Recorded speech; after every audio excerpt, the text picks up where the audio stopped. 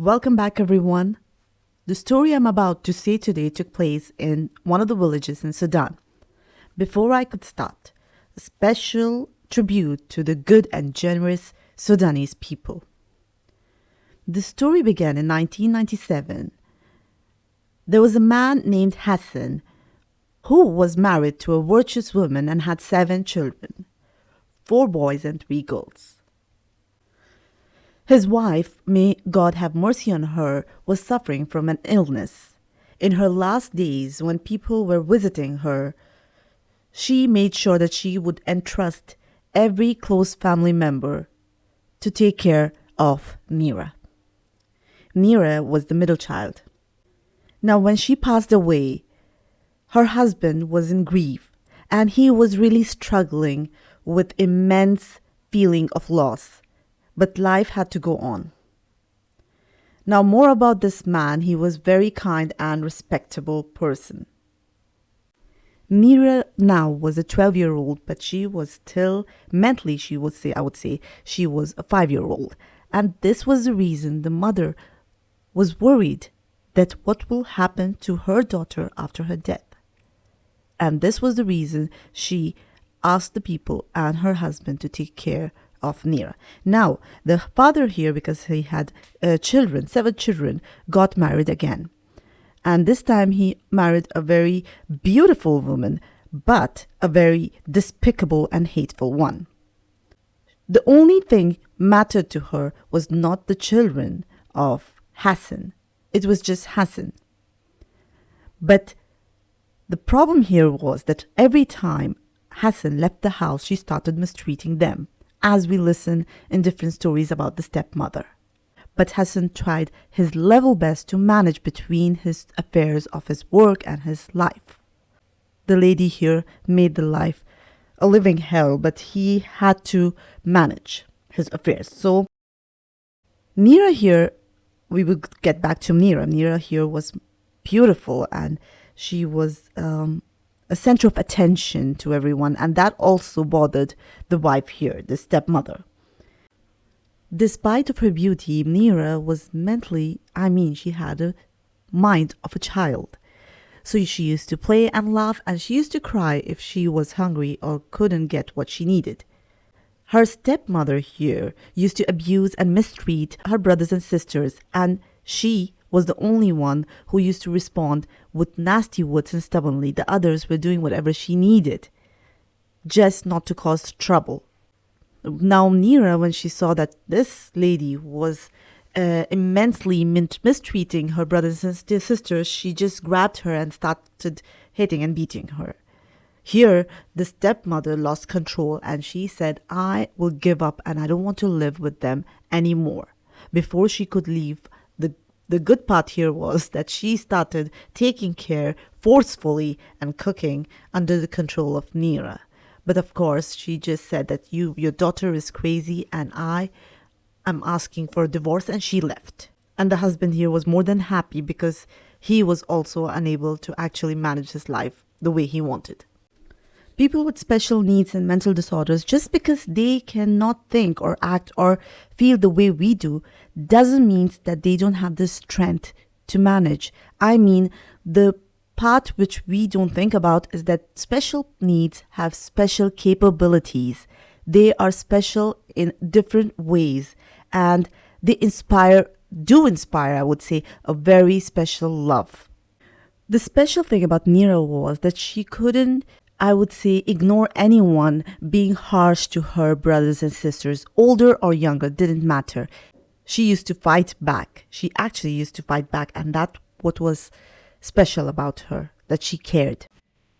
The father here, after a while, got married again and got a second stepmother.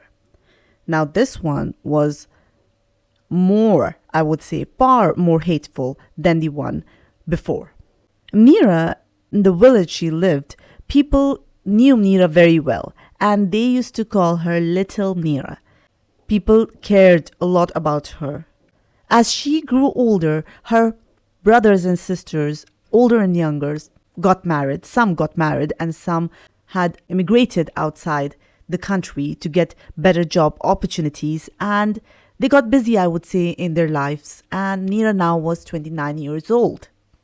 Once Munira was in the supermarket buying sweets and candies, and here a man, he came along and he said, "Who is this girl?" He asked the cashier actually.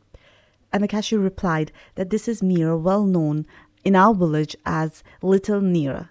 He said, "Is she married?" He said, "No, she's not married because she suffers from mental disabilities and disorders." The man here, upon thinking, he said, "Can I visit her father? Can I know the address?" He said, "Sure." And upon taking the address, the man immediately went to the father. He went to the father and said, "I would like to marry your daughter." The father here explained the difficulties Munira was facing as a 29-year-old. Hassan here welcomed his guest, and Hassan, as I said before, was a very respectable and well-known human being. The man here said that, "I would like to propose your daughter. I would like to marry her." He did say that he was 65 years old and his wife was suffering from infertility and wasn't able to bear children. And he did say that the moment he saw his daughter, he felt like this is the one and she's the one and he would like to marry her. He also said that he understands that Munira is suffering from development disorder. Well, Hassan here, as any father, especially a father of a daughter who has special needs, had an emotional impact of parenting. He felt the extreme urge and need of responsibility that he cannot just give his daughter to anyone asking for his daughter or proposing, because he knows that what can happen. One of the things one could just, as a parent, feel that this person can bring kids and later on take the kids and just say, "Here's your daughter." This can't happen. So he was really hesitant, and then he said, "No, I'm not doing this. I don't want you to marry my daughter." But here the man explained that he promised that, "I will take care of her, give her a comfortable life, and make sure that and try my level best to make her happy, and I will never hurt her." Because the father was quite worried what will happen to his daughter if she gets married, the man here agreed to give him a bride wealth. It is a bride price, or I would say a marriage payment made by the man or the bridegroom to the family of the bride or the bride herself to ratify a marriage. Munira's father, Hassan, had a conversation with Munira, and he said her that, "Dear, you're going to get married." Of course, Munira didn't know exactly what marriage was, but he did say her that you will be close enough to me. She couldn't imagine her life without her father. She was afraid of her father at times when he was strict, but she loved him, and that's what was an issue right now. But this man also did manage to buy a house nearby at the outskirts of the village, which was quite close to her father's house. After she got married, of course, to bring her into house and to make her feel comfortable, because sometimes people who have development disorders, they become irritated or uncomfortable when someone gives them a suggestion or make them do or change the way they work or feel. So he had to actually seduce her with sweets and toys. Munira, of course, got used to living with this man. Munira got pregnant and then was blessed with a girl. She was very happy, but her husband and his family members were in an extreme joy and bliss.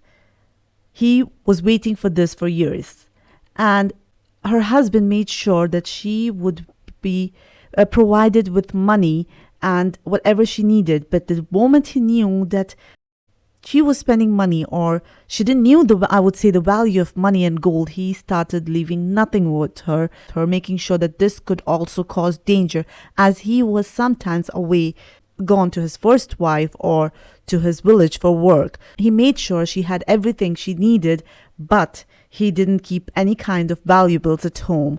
Munira got pregnant again, and then she was blessed with a boy.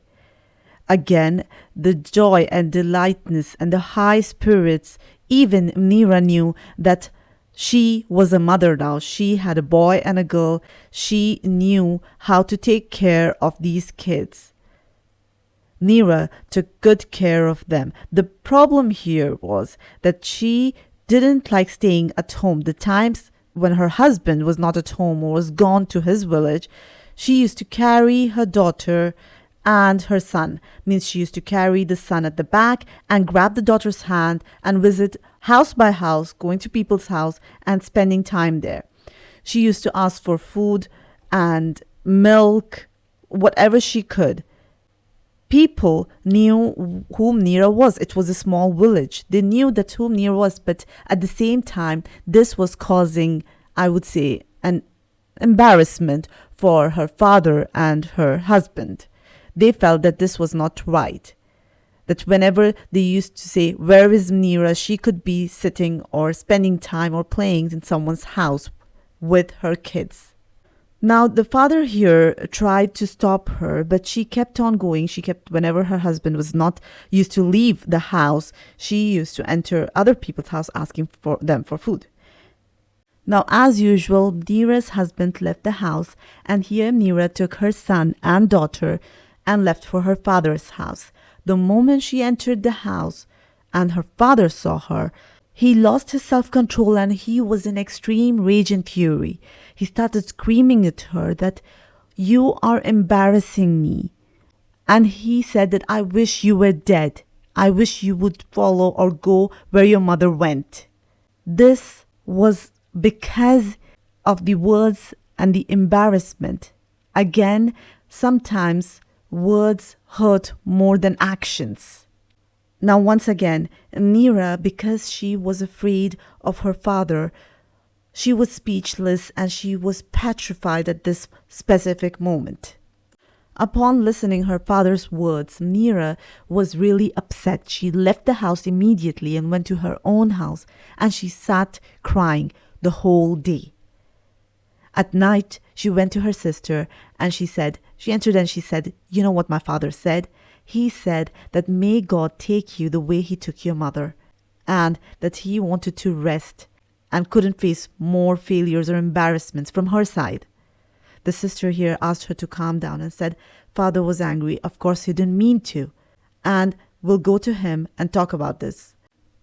Munira's sister asked her to calm down. She took her back to the father's house. And the moment she entered, she asked the father's wife to serve her with dinner because Munira, with anger, and she was afraid and crying the whole day. She didn't eat, neither did her kids. And she left, got into the room with her father, and she started the conversation saying that, "Father, what you did was wrong. I mean, you have never used these words with Munira, and now she's angry." He said, "Oh, just leave her alone and she'll be just fine."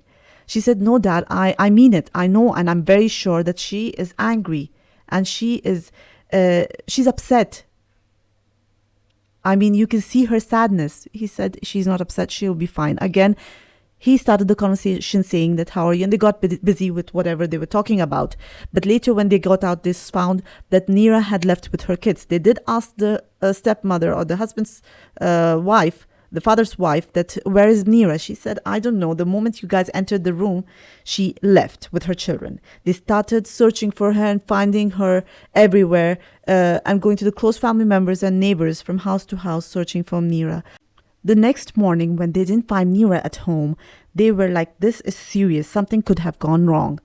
Here they started searching for her, and not only the family members, everyone in the village, because they really knew who Munira was, started searching for her. The sister here suggested that, "Why don't we search in the canal?" It was almost evening, so why don't we go and search over there? The canal was almost 8 to 9 meters in depth. The father, of course, and the villagers went towards the canal. Here, one of the villagers, who was also an expert in archaeology, started searching for footprints. He did find traces of a footprint of a lady and a small girl close to her. The legs or the footprints were submerged, means this lady was carrying something which made it submerged or in depth. But unfortunately, the footprints ended where the canal would start.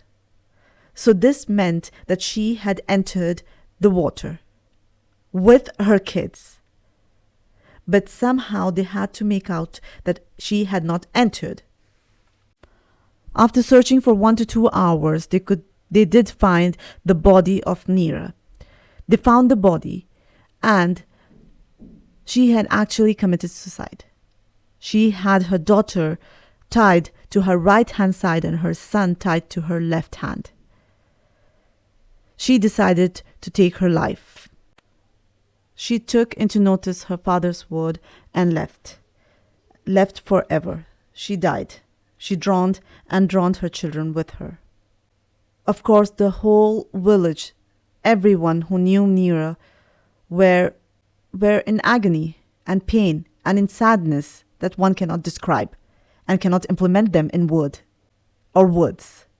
Her husband here, who loved her, his children, went into a bad psychological state and was literally mad, and later he died.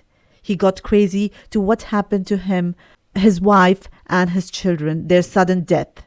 In the sadness of their sudden death, he passed away. May God have mercy on him.